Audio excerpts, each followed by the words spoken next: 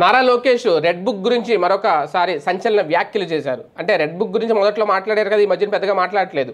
ఆ red book అయిపోయిందేమో, close అయిపోయిందేమో అని అందరూ అనుకుంటున్నారేమో. అలాంటిది ఏమీ లేదు. రెడ్ బుక్ తన పని తాను చేసుకెళ్ళిపోతుంది.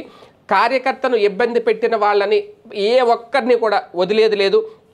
అందరి పేర్లు అధికారులతో సహా ప్రతి ఒక్కరి పేర్లు రాసుకున్నాను. వాళ్ళందరి మీద యాక్షన్ అయితే ఖచ్చితంగా ఉంటుంది. రెడ్ బుక్కు సంబంధించి దాని పని అది చేసుకుంటూ వెళ్ళిపోతుంది అంటూ తాజాగా ఒక సంకేతం అయితే ఇచ్చారు. ఒక రకంగా వైకాపా నాయకులు, వైఎస్ఆర్సీపీ నాయకులు గతంలో అసభ్యకరంగా తిట్టడం, ప్రజలపై దాడులు చేయడం, ప్రత్యర్థులపై కక్ష సాధింపు చర్యలు చేపట్టడం, ఇదంతా ఒక పీక్ లెవెల్కి వెళ్ళిపోయారు. మనం వాళ్ళలా ప్రవర్తించొద్దు, రాజకీయంగానే ఎదుర్కొందాం. ఫిబ్రవరి నుంచి పార్టీని బలోపేతం చేసే పని ప్రారంభిస్తాం. ఈ నెలాఖరికి నామినేట్ పోస్టులు కూడా భర్తీ చేసేస్తాం. ఏఎంసీలకు త్వరలోనే చైర్మన్లను నియమిస్తాం. సీనియర్లు జూనియర్లు అందరినీ సమానంగా ప్రోత్సహిస్తాం అంటూ చెప్తూ ఆ సందర్భంగా చేసిన వ్యాఖ్యలు నారా లోకేష్. అంటే రెడ్ బుక్ని అయితే ఆయన మర్చిపోలేదు. ఆ బుక్ ఎప్పుడు చేతిలోనే ఉంటుంది.